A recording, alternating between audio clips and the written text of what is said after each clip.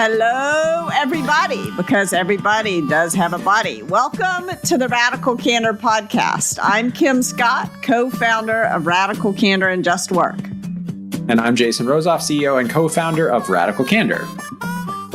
And I'm Amy Sandler, your host for the Radical Candor Podcast. If you have been following along at home, we've taken a few breaks from our Get Shit Done Wheel series, but today we're back with number 4 on the wheel, which is decide. So you've gone through the listening, clarifying, and debating spokes of the Get Shit Done wheel.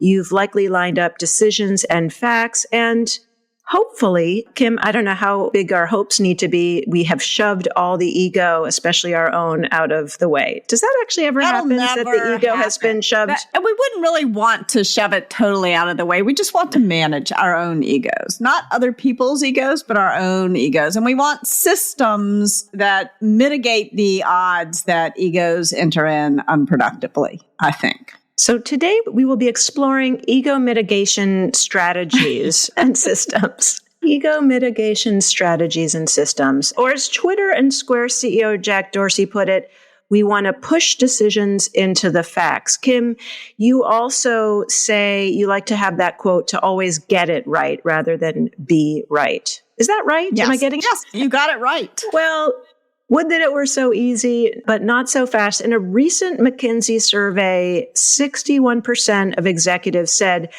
that at least half the time they spent making decisions, and I think much of that is spent in meetings, at least half the time it was ineffective. And just 37% of respondents said that their organization's decisions were both high quality and timely. So we want to help.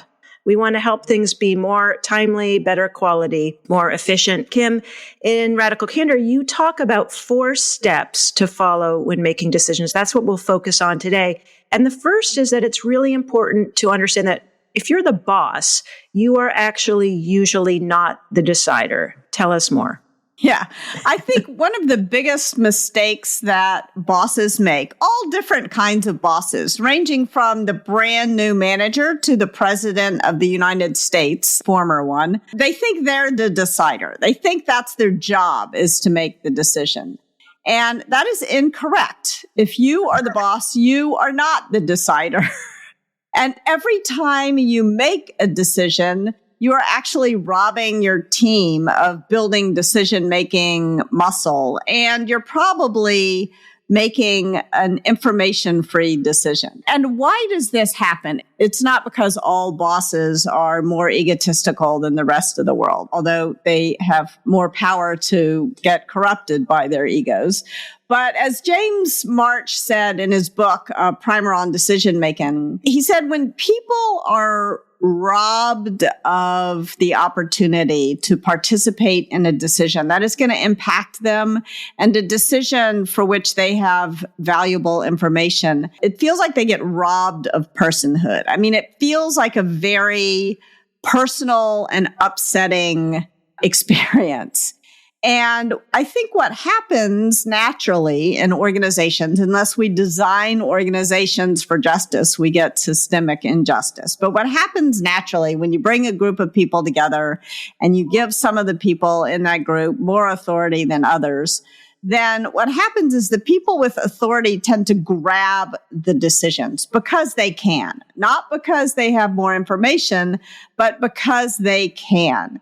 And when might makes right, there is no right. When might makes decisions, you get bad decisions. This is what James March calls garbage can decision making. And this is what happens when people who happen to be around the table, who happen to have more authority than others, make the decisions rather than the people with the best information. And this, if you don't recognize that this is gonna happen and take steps to prevent it from happening, this is what will happen. You will get garbage can decision making.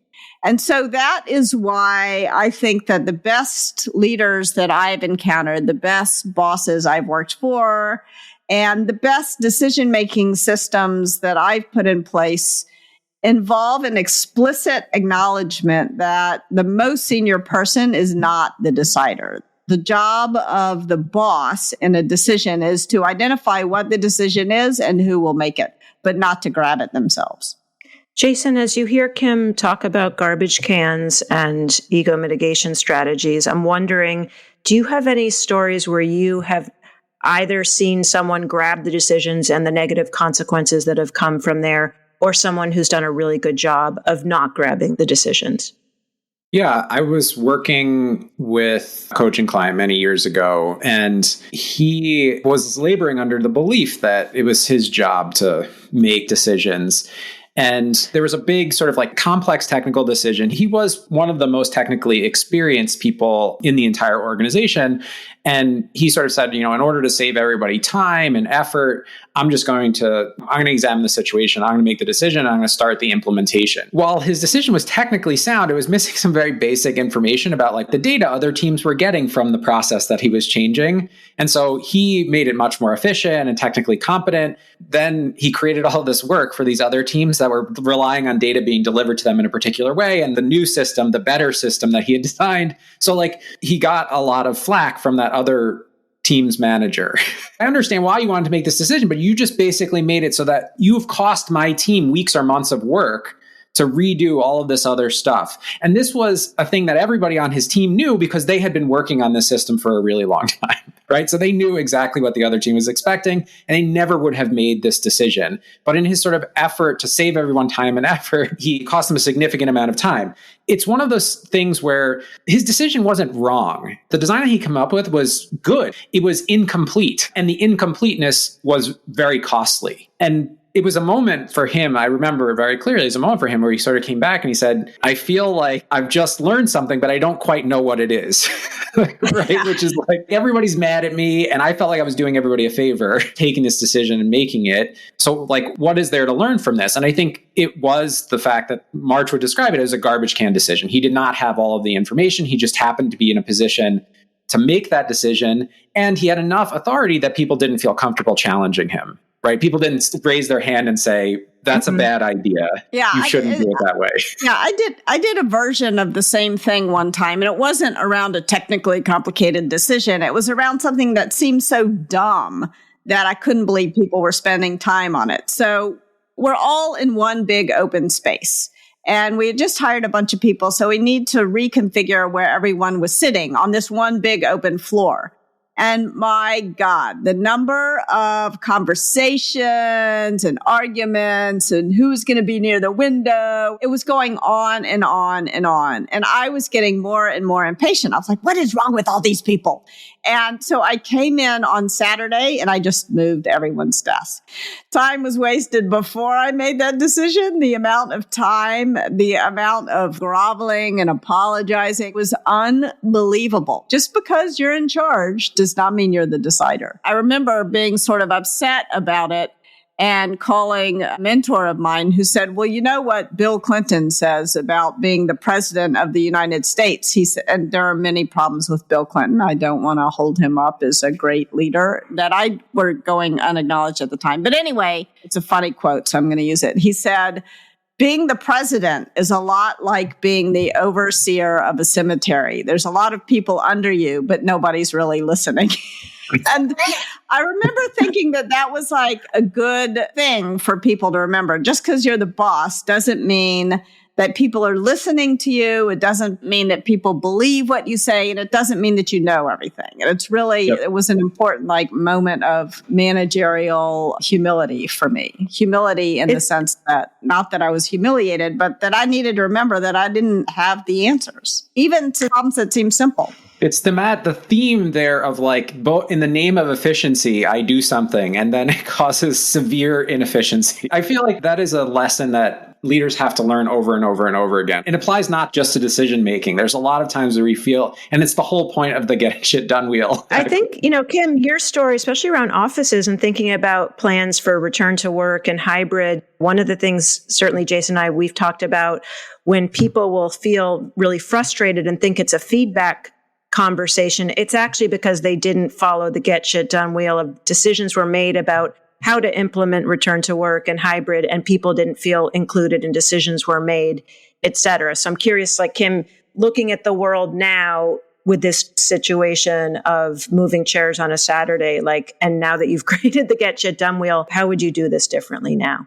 I think that leaders feel like they have the right to decide where people work. And I think increasingly, if they're listening to the feedback that they're getting from their employees and from the market, that is not the case. It goes back to this quote that we've used a lot of times, that very often leaders feel like their employees are their pawns to move around on a chessboard. And that just does not work. It goes back to the telling people what to do does not work. If you have hired, presumably, people because they have important information that you don't have, because they have some skills that you don't have, because they're doing work that you yourself don't have time to do. And if you don't make a space for them to make the decisions, or to at least contribute to the decisions that are going to impact them, and that they have information that will help improve the quality of the decision, then you're not doing your job as a leader. You're just tyrannical a-hole.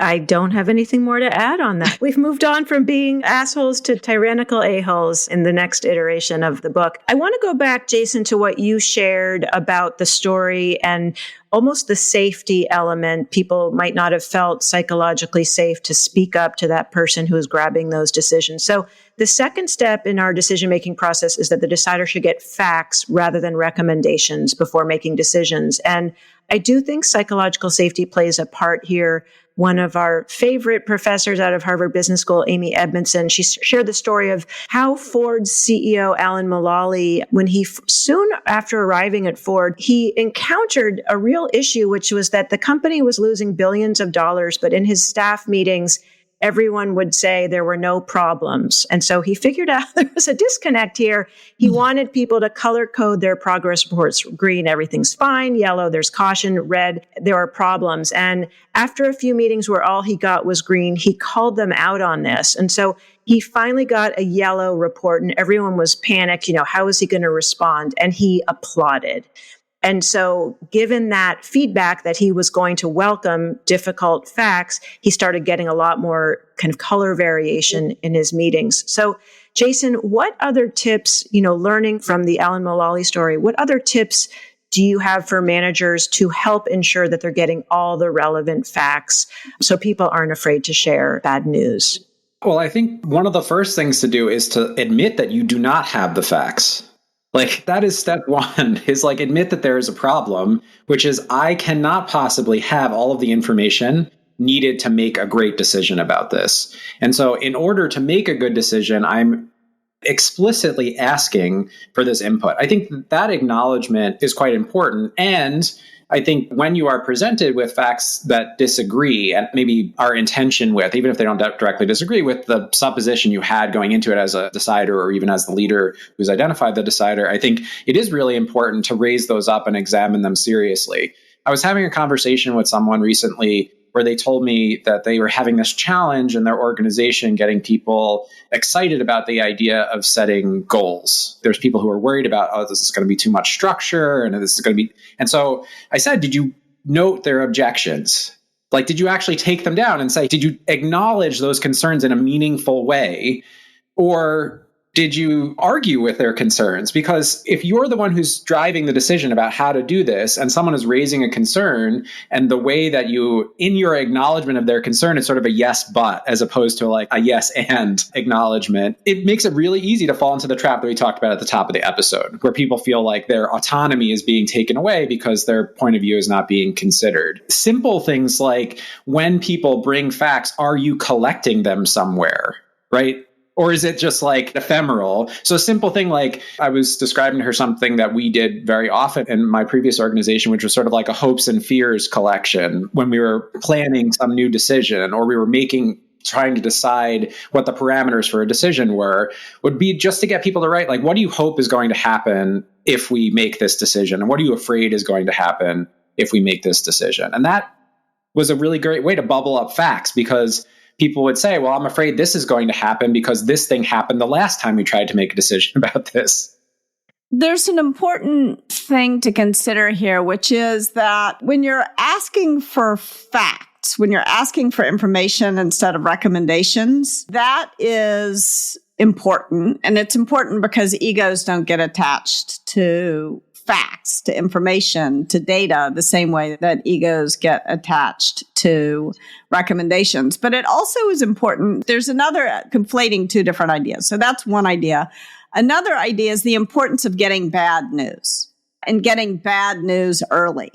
And one of the most important things is that one of the things you can do with your teams is to think about the damage to your relationships when you give bad news late. So if you think on the vertical axis is damage to your relationship, on the horizontal axis is time. And if something is due at time X and you tell someone 2 weeks before it's due that it's going to be late, like that's bad news, that's a fact, then it doesn't do that much damage to your relationship. I mean, sometimes you don't get done what you thought you could get done. But if you tell them on the day it's due or the day after it's due, even worse, that it's not coming, then you do a lot more, I don't know about infinite damage to your relationship, but you do a lot more damage to the relationship. Building a culture of bad news early and celebrating it when people, instead of punishing people, the really important thing here, I think, is to make sure in decision making that you're not punishing people for quote unquote being negative. You're not punishing people for giving you bad news, that you're rewarding people for the bad news that they bring to you, the facts that get in the way of what you hoped would happen, the facts that prove what you hoped would be possible is not going to be possible. These are important facts for you to know as a leader, and nobody will bring you those facts if you punish them when they bring you bad news facts. Really helpful. And just to kind of separate out, so you're talking about facts versus recommendations as one way to get ego out of the picture. Then you're also talking about creating a culture around delivering bad news and actually celebrating it when you get the bad news with time to counteract it. So to shift gears a little bit, according to the Organization Board of Innovation, Nobel Prize winning research that was done by Daniel Kahneman and Amos Tversky, it popularized this term anchoring, and that refers to our deeply held biases, how they result in irrational decision-making, which results in less creative thoughts, less creative decisions, and it causes us to jump to less than optimal outcomes. Our brains have evolved to instinctively reduce uncertainty and keep us on the safe path. Kim, you've spent years exploring the role of bias in the workplace, and so let's unpack, how does bias play into decision-making? When you as a leader are not making a decision, but wisely collecting information for a decision, it's really tempting to say to people, you know, what do you think we should do? What's your recommendation? And this is something I learned at Apple. There was a leader I worked with at Apple who said, you know, I never ask folks for recommendations because when I do, then their egos get attached to that recommendation. Then they really want that recommendation to happen. Whereas when they bring relevant facts to a decision instead of a recommendation, then we're more likely to collaborate, to create this sort of situation where we're not having a debate. I think we should do A, you think we should do B, we're going to get a fight. And if we do A, then I win. And if we do B, then you win. Like, that's not invitational argument, shall we say.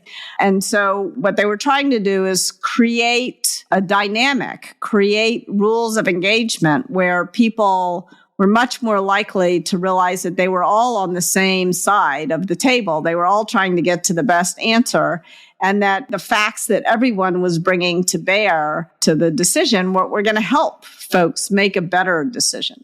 So in Just Work, I talk about this idea of a Rogerian argument or an invitational argument.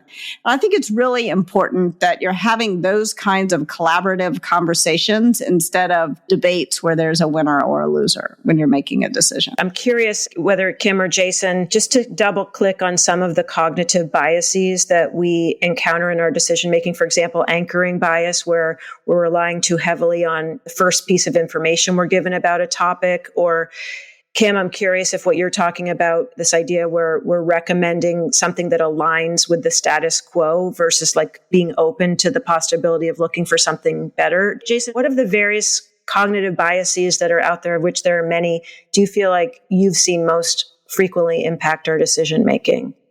I mean, recency bias is probably one of my favorites, where making a decision about something that has been going on for a long time. So let's take a simple example of something like we have forms on our website, and occasionally we'll get feedback like, hey, I had trouble working with your form.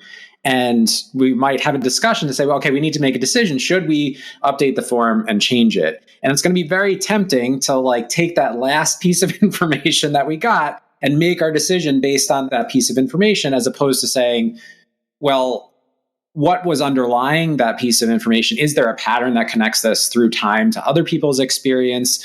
Because this is like the problem with, for example, legislating around people's discomfort. So just because you were uncomfortable a minute ago, does that mean like it was the wrong decision? Getting to that place that made you uncomfortable, that's something wrong? Your momentary discomfort is the most recent thing that happened, but maybe that was an important process and it was a right decision that led to that moment of discomfort. That goes both ways, obviously. Like sometimes it's a pattern.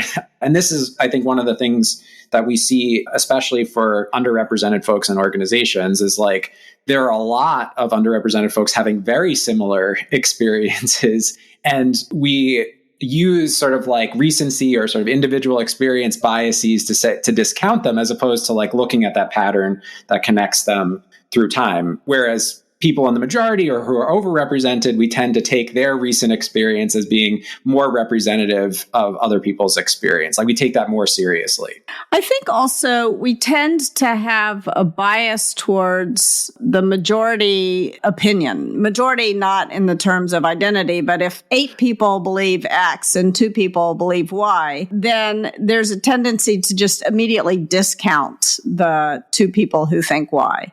And I think one of your jobs as a leader is, when you're making a decision, is to make sure that the minority voice has a voice, that it doesn't just, that it's not tyranny of the most verbose. And it ties into the recency bias. It ties into the anchoring, listening to the first person more than the last person who spoke. I mean, all of these things are sort of a piece, I think. And it can be frustrating. Someone once gave me some feedback that I tended as a leader always to be biased toward the minority opinion, towards the thing that the fewest people thought. And that is true. I mean, I do that with myself as well. It can slow my decision making down, actually. But I think make sure that we're factoring in all of the different facts and thoughts around the table. So, Jason, Kim talks about the decider. And again, you are not usually the decider as the boss. Let me ask that. Does the boss decide who the decider is, or what is the decision-making process for deciding who the decider is? Yeah, we could go on. I mean, the recommendation is from Radical Candor, which is that in your staff meeting as the boss, one of the things I recommend that you do is to have a conversation, a quick conversation about what are the 3 most important decisions that we as a team need to make this week and who's going to make them. And so you're only going to talk about this for a certain amount of time. So at a certain point, you get to say, all right, here's what I'm hearing from you all. Here are the 3 most important decisions. Here's who the deciders are. And then you move on. Yeah, I would agree with that. I think especially for smaller teams, it's important to like parcel out decisions, who the decider is going to be pretty quickly. Otherwise, you could endlessly decide on deciding. I think the other thing is there's an advantage that managers have if they're doing their job well, which is they tend to have a wider angle view of the organization and might be able to see fairly clearly like, hey, who's in a good position to make this decision? Whereas like it might be a bigger debate among other folks on the team. And it's not to say ignore their input, but that if you're doing your job as a manager, knowing who's well positioned to make a decision should be one of the things that you're pretty good at. I think also another thing you can do as a leader is occasionally, to make sure that you're honoring the facts, is to go deep on some of the facts and to quote unquote go spelunking, I think I call it in Radical Candor. And the idea here is that very often what'll happen with a leader is they're told, or they tell themselves like, oh, I'm above those details. I don't need to know that. And that is a disaster for honoring the facts, for honoring the details. And when I was interviewing at Apple, someone gave me their business card and then they told me this story about Steve Jobs and the printing of the business cards. Now, I would have thought that printing of business cards was a kind of decision that Steve Jobs would not get involved with, but no. He wanted different colored apples on all the different business cards. And the person who was making this decision was told by the printer it would be too expensive to do that. And so Steve got involved. He called up the printer himself, not to discredit the person who was making the decision, but because he was curious. He came up with the solution and he went to the person and the person executed. He didn't humiliate, I don't think, the person who was the decider on the business cards. And you never knew when he was going to go deep on some detail. And I think that's important. It keeps people, it honors the facts. It honors the details in a way. It doesn't discredit them. It's really interesting, Kim. In the last episode, Jason and I, while you were clearing the cruft, we were talking about thought partnership. And one of the conversations was around micromanagement. And I'm really curious how we distinguish between the spelunking and the business card story that you shared. And obviously, Steve Jobs may be the exception to a variety of different rules. But what is that distinction between sort of one person's spelunking and another person's micromanagement? Jason, do you remember how you were talking about how micromanagement could be, well, maybe you needed my help on this last project, but you really didn't need my help on this project, and the importance of checking in frequently on it. But I'm curious how that balance between spelunking and micromanagement lands for you, Jason.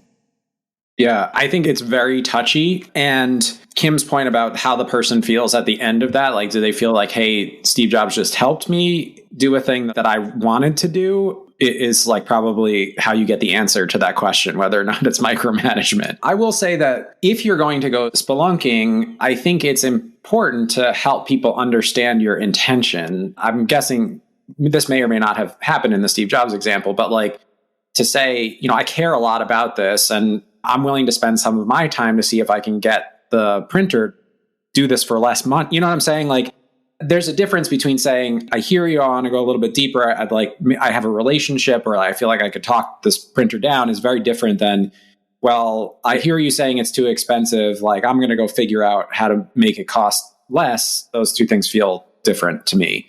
You could argue that I was spelunking when I moved all the chairs around, but I was not spelunking. I was just reordering the chairs. Whereas if I had gone and asked a few questions, I would have realized that I should just butt out. I will give you an example of spelunking done right. This also came from Apple. We were talking about sort of redesigning the talent management program.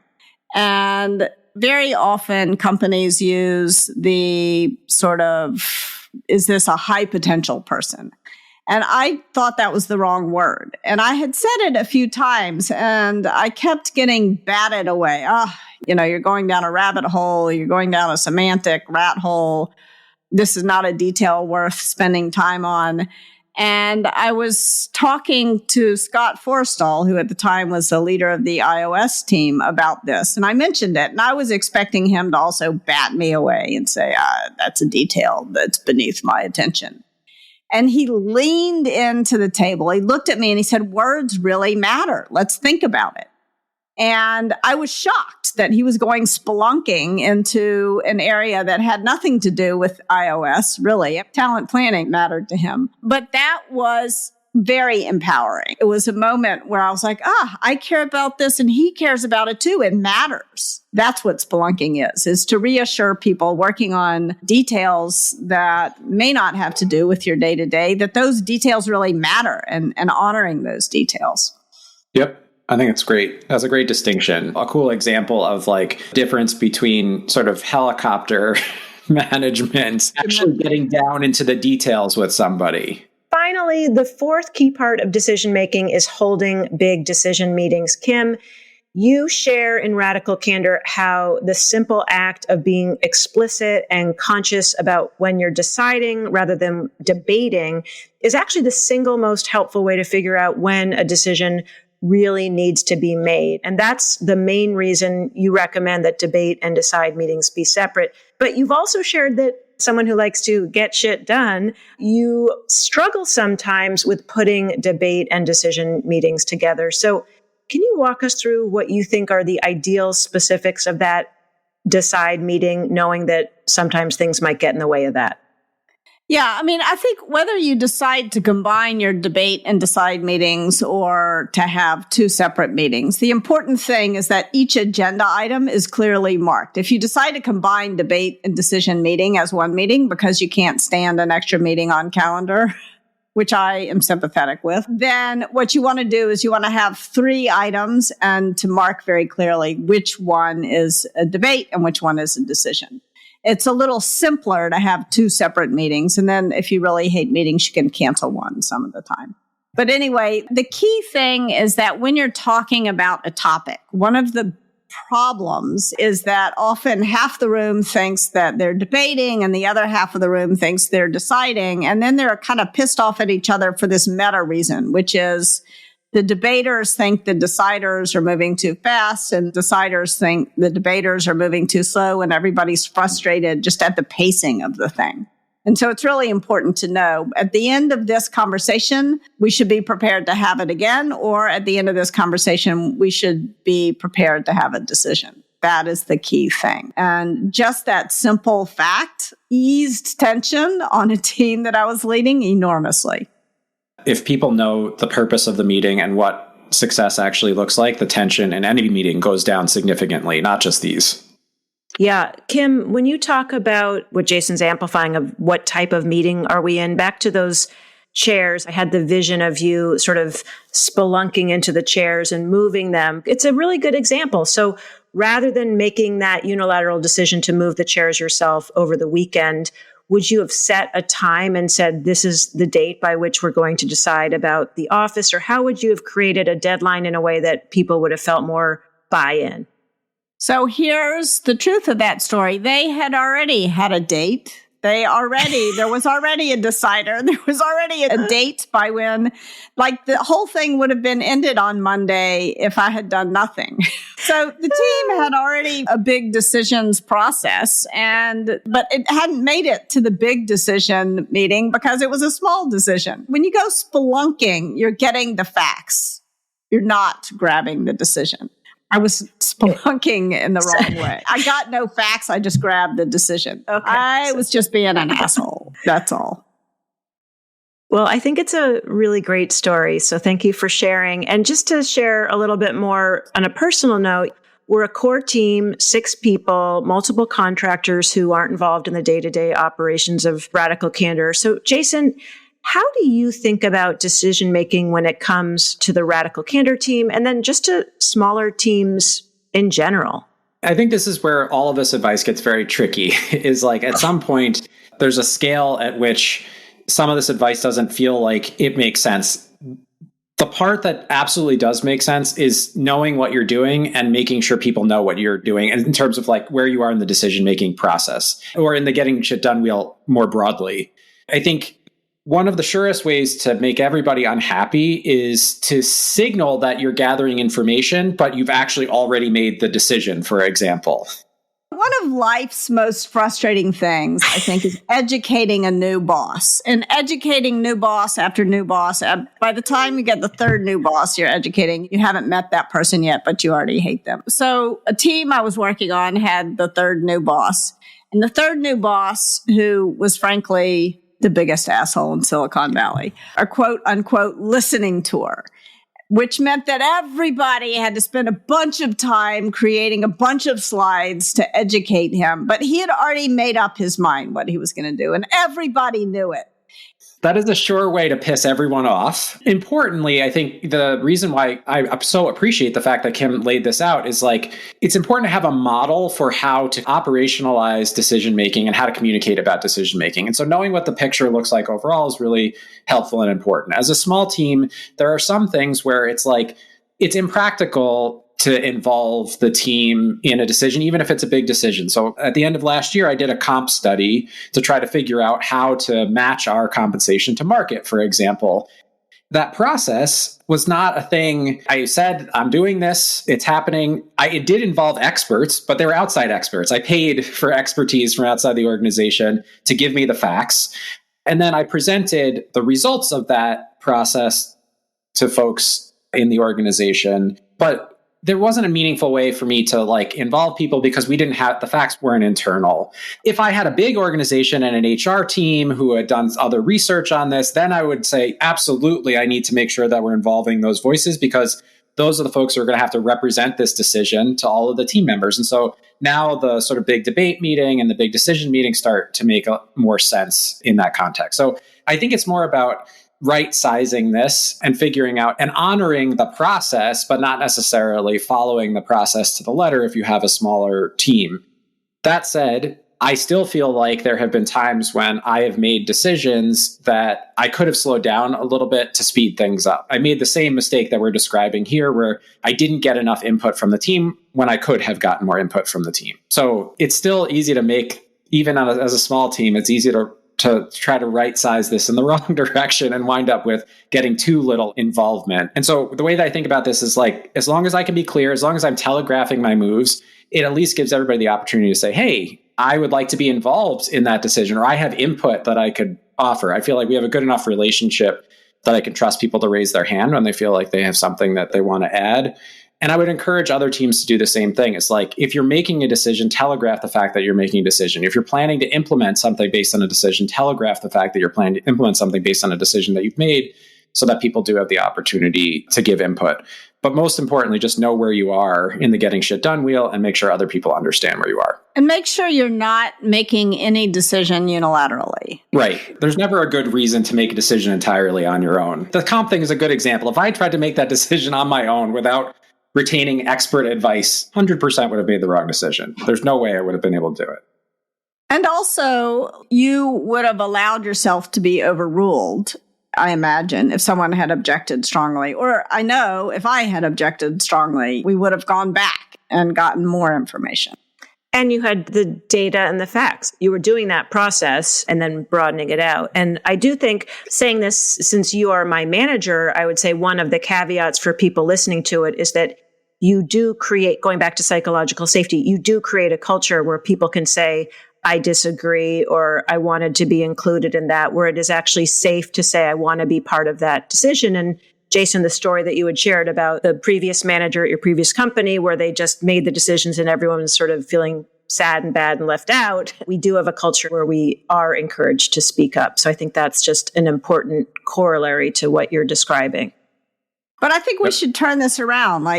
Amy, Brandy, were there times when a decision got made that you felt excluded from but impacted by? I'll say one for me that Jason changed last year was when we didn't have any set holidays. I think there's even been studies that people who have unlimited time off take much less PTO.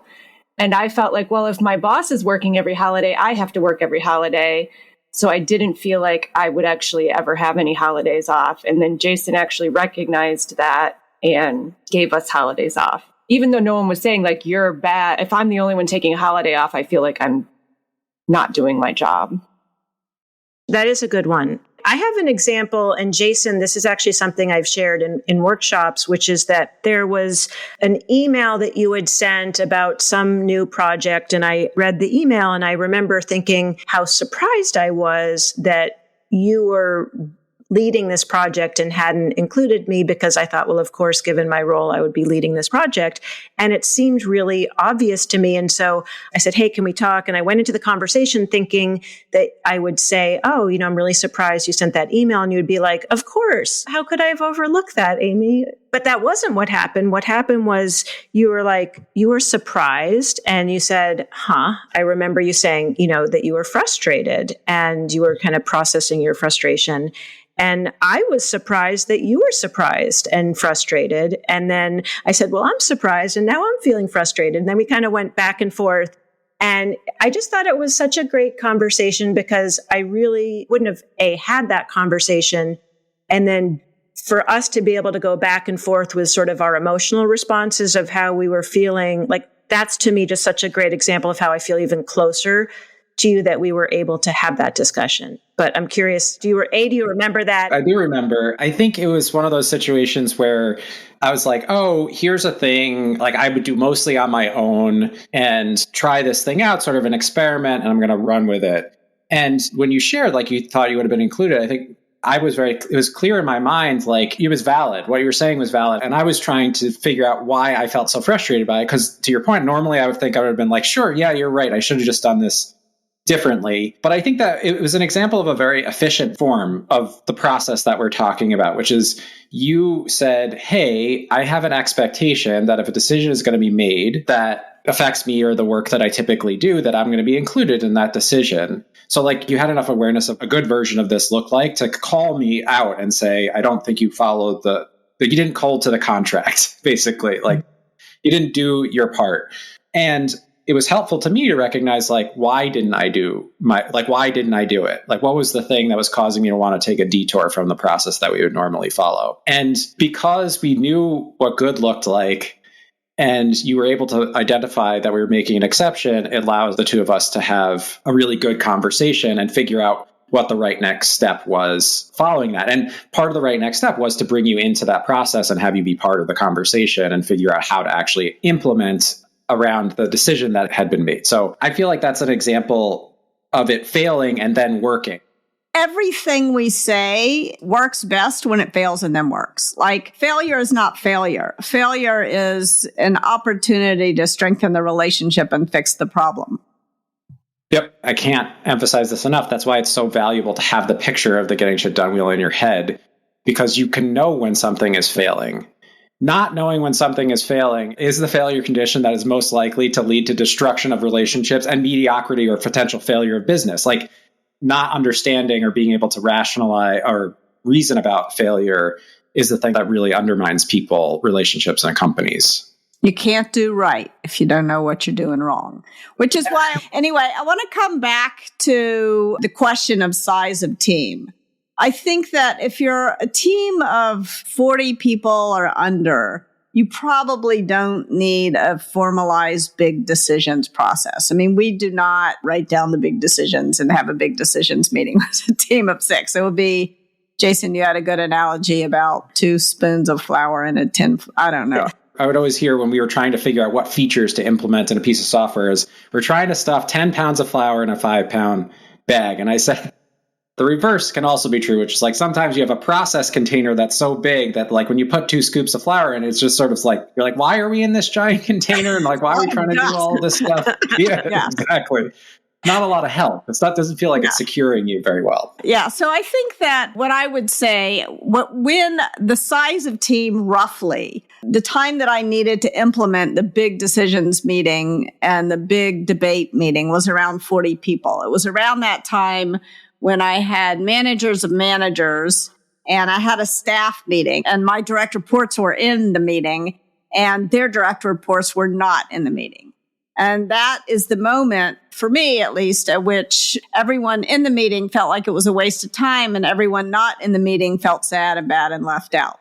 And that was when we needed the big, it meant we were making too many decisions and not involving enough people. And that's when you need a more formal process. That usually happens around 40, 60 people, something like that.